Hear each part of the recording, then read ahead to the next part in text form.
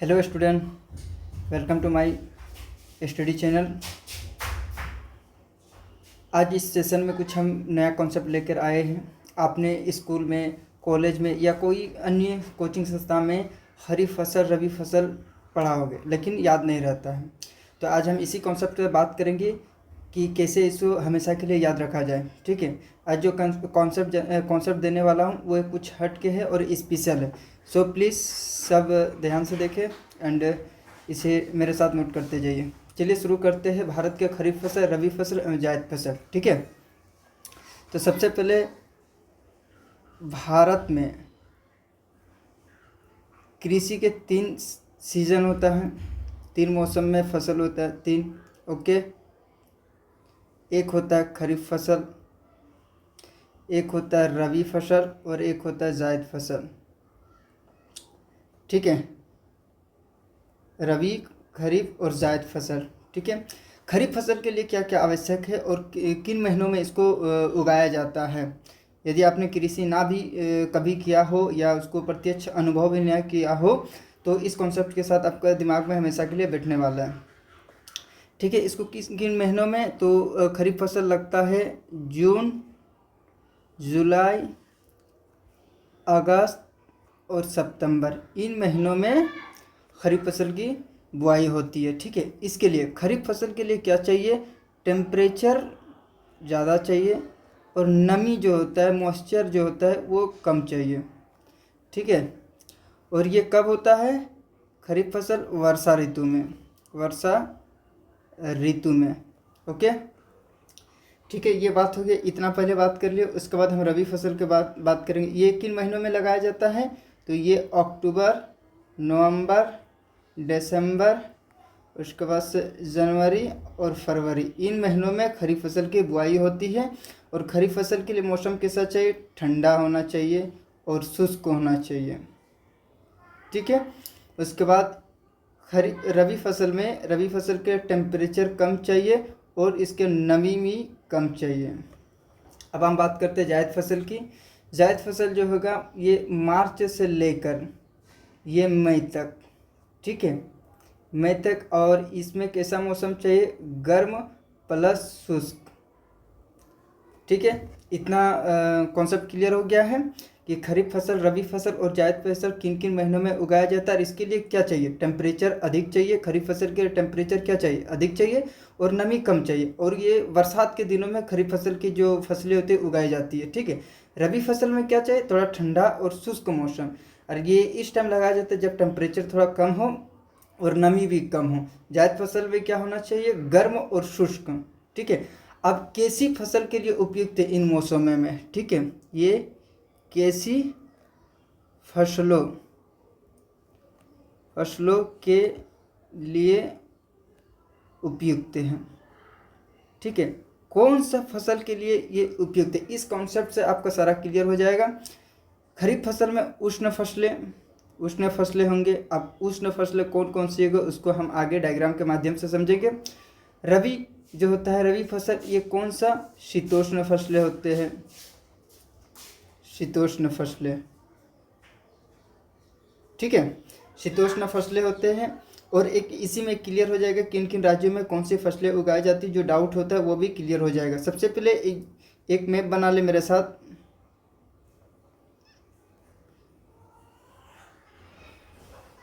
ये ठीक नहीं हुआ है,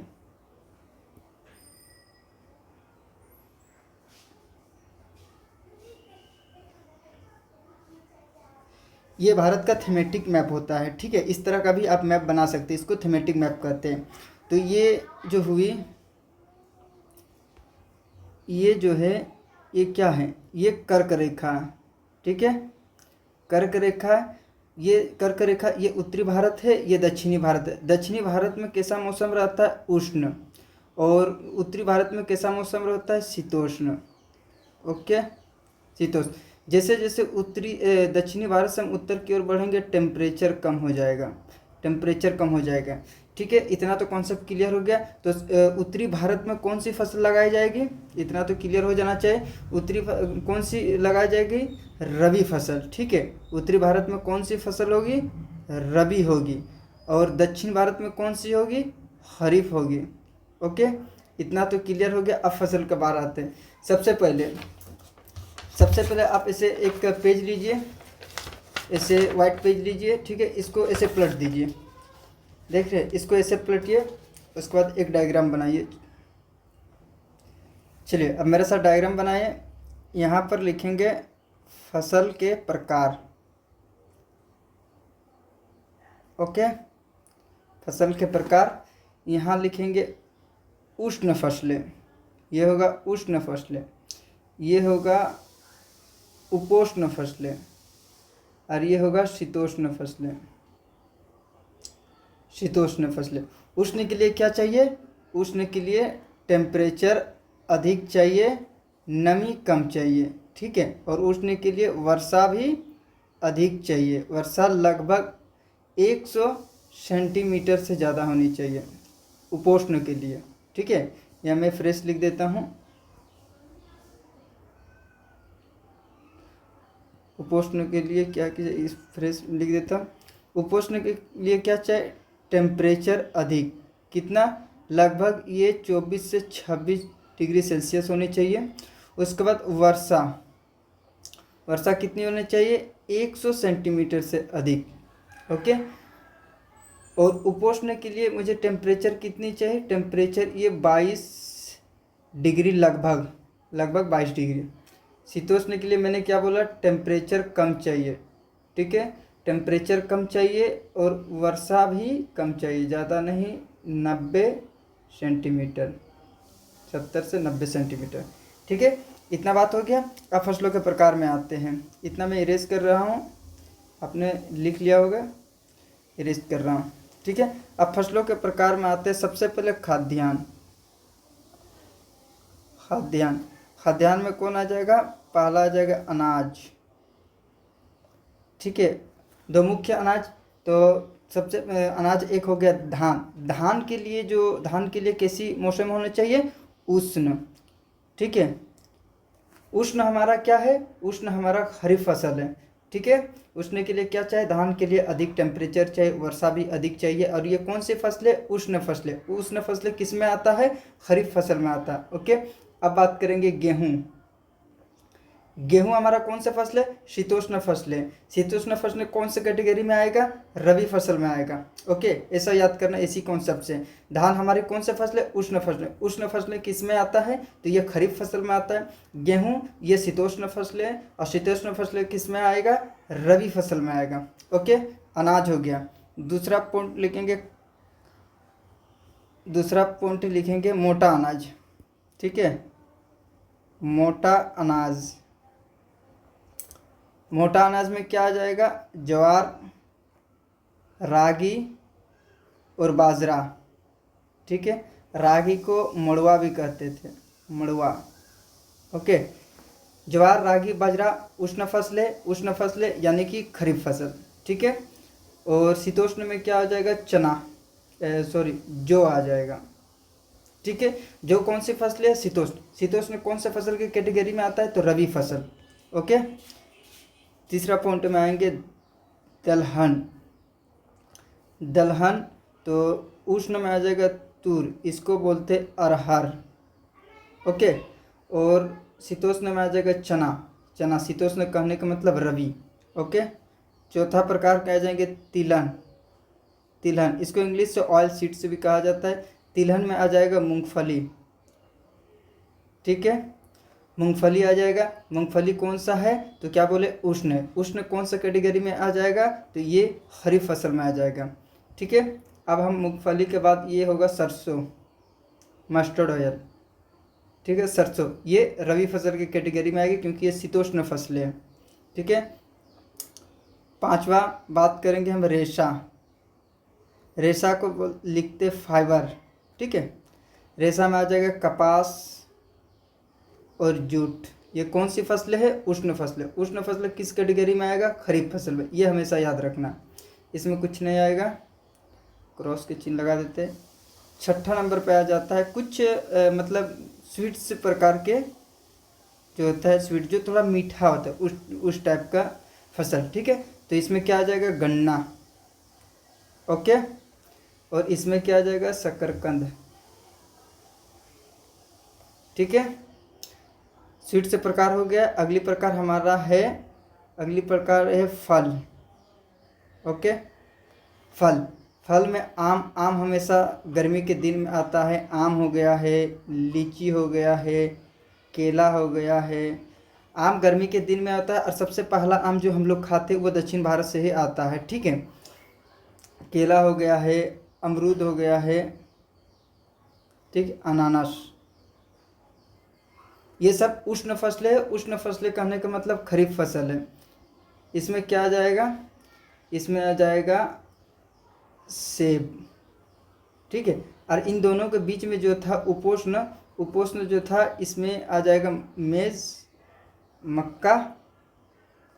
ठीक है, और इसमें जो आ जाएगा, इसमें कौन सा फल आ जाएगा, इसमें संतरे, अंजीर। ठीक है, और अंगूर। अंजीर और अमरूद में अंतर है हम लोग। ठीक है, चलो अब लास्ट पॉइंट बात करते हैं, रोपण वाली फसल, जिसको रोपते हैं। ठीक है, तो रोपण वाली फसल में जैसे हो गए चाय, कॉफ़ी, मसाले, नारियल। ये गेस करो किस क्षेत्र में इसको पाया जाता है, नॉर्थ इंडिया कि साउथ इंडिया। ये साउथ इंडिया। साउथ इंडिया कहने का मतलब ये उष्ण में आएगा, और उष्ण कैटेगरी कौन सा आएगा, खरीफ फसल। तो ये क्या हो जाएगा, चाय, कॉफ़ी, नारियल और रबड़ और मसाले, जितने प्रकार के मसाले सब खरीफ फसल में आएगा। जैसे कि लौंग हो गया है, दालचीनी हो गया है, ये सब क्या आएगा, एक्सेट्रा, इस सब में खरीफ फसल में आएगा। चलो एक बार देख लेते हैं, रिवीजन, फटाफट रिवीजन कर लेते हैं। ठीक है, सबसे पहले भारत में कितनी फसलें हैं, रिवीजन करते हैं। भारत के कृषि तीन सीजन होते हैं, एक खरीफ का होता है, दूसरा रबी, तीसरा जायद का होता है। ठीक है, यहाँ कुछ छूट गया, जायद में भी लिख लो। जायद में कौन कौन सा फसल आ जाएगा, तो ये हो जाएगा तरबूज, दूसरा हो जाएगा खरबूजा, और एक होता है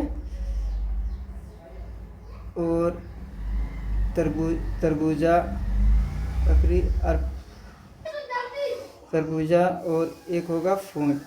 ठीक है, चलो 3 सीजन है, खरीफ, रबी, जायद।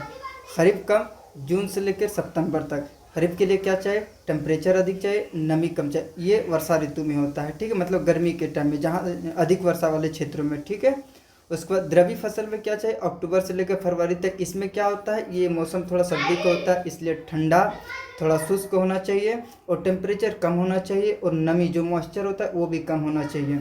ठीक है, जायद के लिए मार्च से मई तक गर्म और शुष्क दोनों चाहिए, हॉट और ड्राई दोनों चाहिए। ठीक है, अब हम बात करते हैं कि कैसी प्रकार के फसलें। तो खरीफ फसल उष्ण प्रकार के फसलें हैं, और रबी फसल शीतोष्ण प्रकार के फसलें हैं। ओके, ये हमें मैप में 2 भागों में बांटा। शीतोष्ण फसलें कहाँ पाई जाएगी, तो उत्तर भारत में पाई जाएगी। उष्ण फसलें कहाँ पाई जाएगी, खरीफ फसल में पाई जाएगी। एक सवाल जरूर आएगा कि गेहूँ यदि चावल तो सबसे ज़्यादा पंजाब में उत्पादन किया जाता है। लेकिन एक बात करें, ये जो है ना उष्ण और शीतोष्ण, जो बोले कि उत्तरी भारत में होगा, ये प्राकृतिक डिस्ट्रीब्यूशन है। हम मानव ने हस्तक्षेप करके क्या किया, अत्यधिक सिंचाई करके वहाँ पर ये चावल की खेती करने लगे। इसके कारण पंजाब को कुछ दुष्परिणाम भी भुगतना पड़ा है। ठीक है, वहाँ का मिट्टी में रेत कलर जम गया है, लवण आ गया है। ठीक है, तो ये हमने 2 भागों में बांट दिया। शीतोष्ण होगा रबी फसल जो उत्तरी भारत में होगा, उष्ण होगा खरीफ फसल जो दक्षिणी भारत में होगा। फसल के प्रकार, ठीक है, उष्ण, उपोष्ण और शीतोष्ण में मैंने डिवाइड किया। खाद्यान्न ऐसे याद करना, खाद्यान्न अनाज 2 होती है, एक होती है धान, एक होती है मक्का। धान किस प्रकार के फसल है, उष्ण। मक्का किस प्रकार के फसल है, उपोष्ण।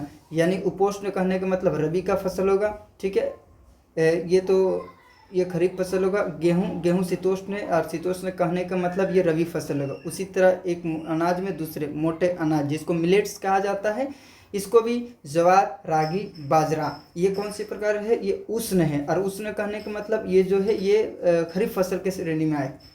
जो उसी तरह हो गया। तीसरा पॉइंट हो गया दलहन। दलहन में तूर, अरहर, चना। ठीक है, तीसरा हो गया ऑयल सीड्स, तिल, मूंगफली, सरसों।